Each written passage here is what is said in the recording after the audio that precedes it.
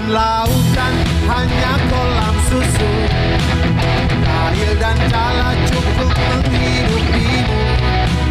Tiada topan, tiada badai kau temui. Ikan dan udang menghampiri dirimu. Yo. Orang bilang tanah kita tanah surga, tongkat kayu dan batu jadi tanaman. Orang bilang tanah kita tanah surga, tongkat kayu dan batu jadi tanaman.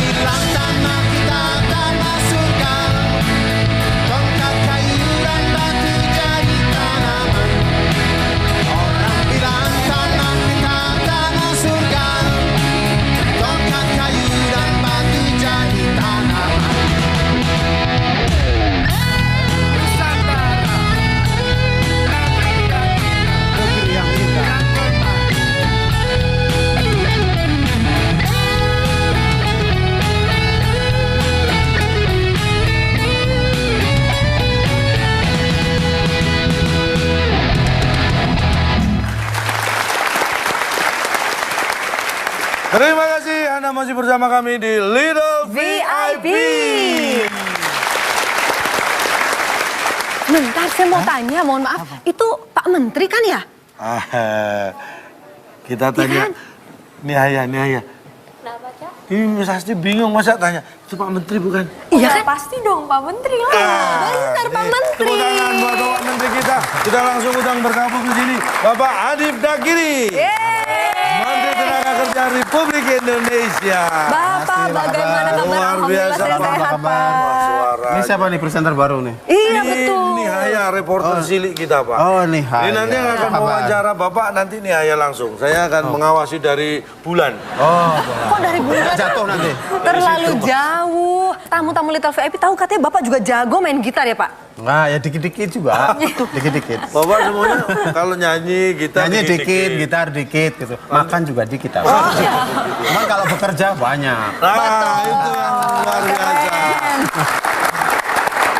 Nah, sekarang kita beri kesempatan untuk Nihaya mewawancara beliau. Oke. Ya, Gimana siap. kalau siap Nihaya ya? Siap dong. Saya serahkan waktunya Tinggal buat nih. Nihaya. Saya akan Kami duduk di situ, Pak. duduk di situ, Pak. Silakan, Pak Hanif. Silakan duduk, Pak Hanif. Nihaya lanjutkan, monggo. Selamat malam Pak Hanif. Selamat malam nih Hayam. Gimana kabar Bapak? Alhamdulillah baik, sehat. Bapak sebagai Menteri Ketenagakerjaan ini tugasnya apa aja sih? Tugasnya banyak membantu orang yang belum bekerja agar bisa bekerja, membantu mereka yang sudah bekerja agar mendapatkan perlindungan yang baik terkait dengan soal misalnya upah, terkait dengan jam kerja, terkait dengan keselamatan kerja dan lain sebagainya. Nah, flashback ke masa kecil Bapak ya. Bapak dulu membagi waktu antara bermain dengan belajar tuh gimana Pak? Ya kebetulan karena saya ini terlahir dari keluarga yang biasa-biasa, jadi super biasa. Iya. Keluarga yang super biasa, jadi bekerja itu menjadi bagian dari tradisi di keluarga juga. Jadi akhirnya saya sekolah, terus habis pulang bantu orang tua. Itu udah biasa lah, ya entah itu bantu cari rumput untuk sapi, untuk kambing, ya gitu. Dan juga yang lain. Ya sebisa-bisanya. Nihaya. kami berdua mau tanya boleh ya? Ya, silakan. Pak Hanif, tadi kan mencari rumput. Biasanya kalau mencari rumput, pada saat itu kan anak-anak juga membawa sesuatu yang tajam ya Pak ya? Nah, waktu itu bagaimana Pak awalnya sampai orang tua percaya agar kita sebagai anak-anak itu bisa menggunakan alat yang tajam itu sendiri? Ya kalau di kampung sih kita ngikuti aja ya, ngikuti orang tua. Jadi orang tua mengajarkan dengan praktek. Jadi tidak caranya nyari rumput begini misalnya, enggak. Langsung aja diajak ke kebun, begitu ketemu rumput dikasih ini, lihat begini nih caranya, misalnya gitu. Nah, karena kemudian kita ngikuti terus ya akhirnya kita juga bisa melakukannya sendiri gitu. Jadi ini juga penting, artinya bahwa contoh menjadi sangat penting bagi anak-anak dari orang tua. Contoh. Jadi orang tua itu sebenarnya nggak gampang, punya tanggung jawab memberi contoh yang baik kepada generasi penerus terutama anak. Dulu waktu kecil cita-cita Bapak memang sudah jadi menteri atau? Wah, kalau orang kampung ini kan nggak ada cita-cita yang jelas sebenarnya kan. Ya dulu kita pernah bermimpi pengen jadi guru lah, ada jago bela diri, ada macam-macam gitu. Ya, namanya juga cita-cita kanak-kanak ya. Tapi kalau yang saya ingat terus dari orang tua saya adalah orang tua saya bilang, pokoknya yang penting belajar dan bekerja keras. Kalau kamu punya mau apapun itu, yang penting hal baik, belajar dan kerja keras. Nah itu yang coba saya terapkan pada diri saya. Inspirasi Bapak dulu siapa waktu masih kecil? Orang tua. Orang tua? Kenapa bisa gitu Pak? Jadi mereka pekerja-pekerja yang keras, orang kampung. Ibu saya misalnya tidak lulus SD, tetapi beliau pekerja keras. Seandainya yang mereka punya itu hanya sesuatu yang terbatas gitu, sesuatu yang terbatas itu mereka akan lepas semua untuk pendidikan anak-anaknya. Jadi mereka adalah orang tua yang percaya bahwa pendidikan adalah jalur paling baik, jembatan paling baik untuk merubah nasib dan masa depan. Baik, menarik sekali ya Pak. Ngobrol dengan Pak Hanif itu sangat menarik. Jangan kemana-mana, tetap di Little VIP.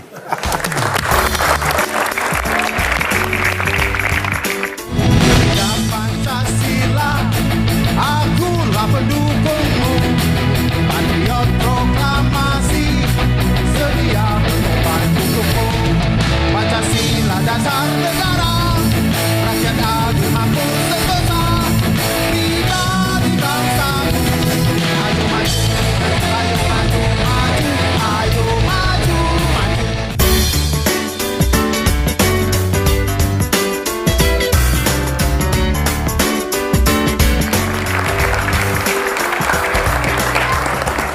Terima kasih Anda masih di sini bersama saya Nihaya Suratno dan Bapak Hanif Dakiri di Little VIP. Kita lanjutnya ngobrolnya ya Pak. Pak Hanif ini kan saya dengar-dengar suka menulis juga ya? Ya. Menulis tentang apa aja sih Pak? Saya menulis apa aja? Saya menulis puisi, saya menulis naskah teater dari zaman mahasiswa, saya udah 7 naskah. Saya nulis buku, saya nulis artikel di media, saya nulis catatan harian sampai sekarang. Catatan harian itu tentang macam-macam, pokoknya apa aja yang bikin saya pengen menulis lah. Nah kenapa saya menulis seperti itu? Karena buat saya, kalau mengutip ini salah satu sastrawan senior di Indonesia, namanya Pak Pramudia Anantatur, menulis itu adalah bekerja untuk keabadian. Jadi kalau anak-anak kira-kira gini buat anak-anak nih, kalau kita kaya, kita mati, kita nggak bawa harta. Tapi kalau kita punya tulisan yang baik, yang bagus, yang bisa menginspirasi orang, kita mati, kita masih dikenang orang. Kira-kira gitulah paling gampang. Masalah zaman now ya, sukanya kan lebih main HP, main sosmed daripada baca buku. Nah menurut Pak Hanif sendiri, gimana sih caranya agar anak-anak Indonesia itu tertarik dengan buku? Pertama, orang tua. Orang tua harus tegas kepada anak soal penggunaan handphone. Jadi terutama yang untuk anak-anak belia ya, misalnya yang usia SD, usia SMP, segala macam itu. Bahkan yang anak-anak SMA pun menurut saya juga harus dibatasi. Saya punya anak kelas 2 SD, nah ini alhamdulillah dia kalau di rumah nggak main handphone. Dia main Lego, main apalah yang intinya bukan handphone, main sepeda kayak gitu. Nah yang kedua, untuk memancing ketertarikan mereka dengan membaca, rumah saya itu saya buat di semua sudut harus ada buku. Jadi pokoknya kalau ada ruangan dikit itu kita kasih kotak apa gitu, misalnya di kamar mandi kita kasih kotak, kita taruh buku, di ujung sana ada tempat nganggur kita kasih buku, kita kasih majalah apa. Jadi membuat anak yang di rumah itu biar biar bisa ini apa sih kira-kira gitu. Lalu mereka ambil. Lalu yang ketiga gambar. Nah saya suka pasang gambar tokoh. Nah gambar tokoh-tokoh Indonesia maupun dunia yang hebat-hebat tuh kita pasang. Nah itu biar anak-anak nanya, itu biasanya kan nanya kalau ada gambar gede, itu lalu ada tulisannya, ada kutipannya gitu.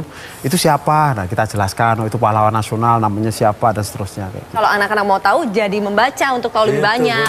Keren. Cara mendidiknya dengan cara yang halus gitu ya. Di setiap sudut rumah dikasih buku, otomatis kalau anak-anak iseng atau temennya anak main di rumah, pegang buku, baca buku. Kalau saya boleh tanya Pak Hanif, punya moto dalam kehidupan ini apa, Pak? Moto hidup saya, live well, rule well, die well. Wow. Jadi hidup baik, memimpin dengan baik, mati baik.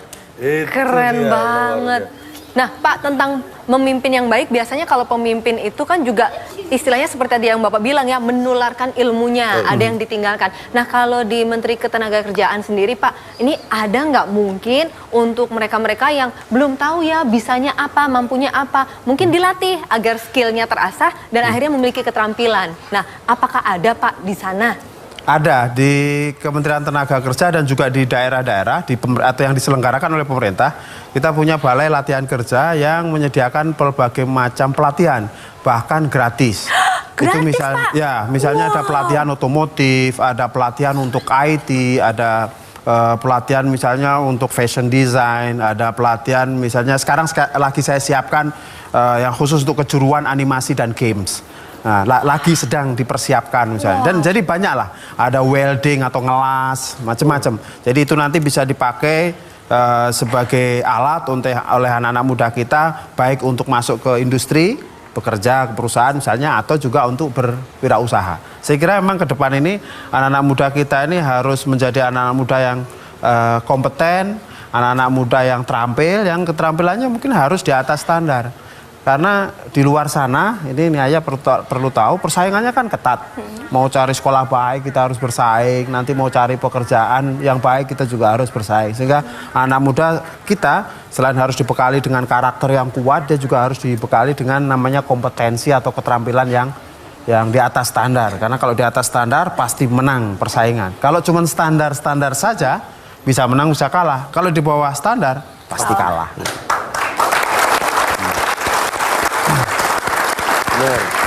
Memang kalau skill, apalagi kalau kita sudah tahu punya skill, punya bakat, harus dilatih untuk siap bersaing. Nah, kalau tadi musik, Pak Hanif juga lumayan lah, nyanyi, lumayan, main gitar juga. Itu diasah juga, Pak?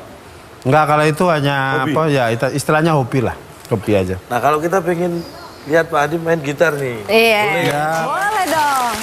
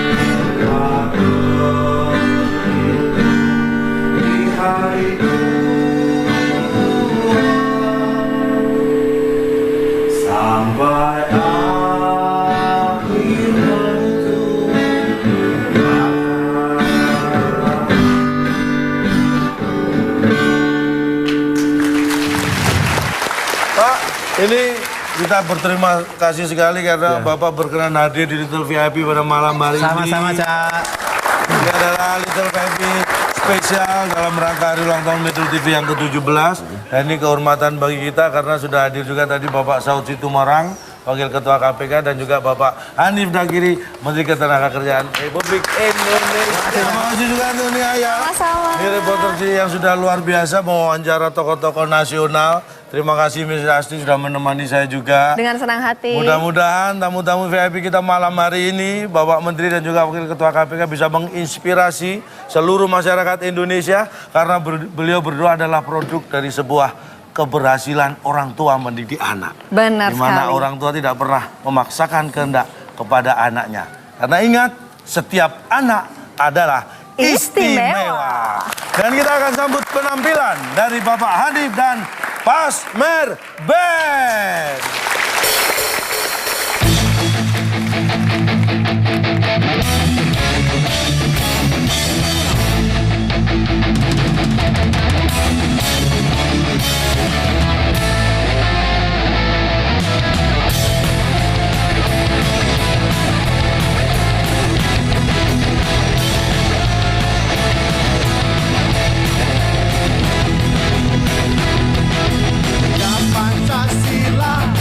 Ya, saya berharap bahwa anak-anak kita, anak-anak Indonesia ini bisa selalu ceria. Mereka bisa punya ruang untuk berkreasi dan berinovasi, baik itu di rumah, di keluarga, di sekolah, maupun di dalam lingkungan sosialnya. Kita ingin mereka ini menjadi anak-anak yang selalu memiliki optimisme, memiliki harapan, mau belajar dan bekerja keras untuk mewujudkan cita-cita dan mimpi.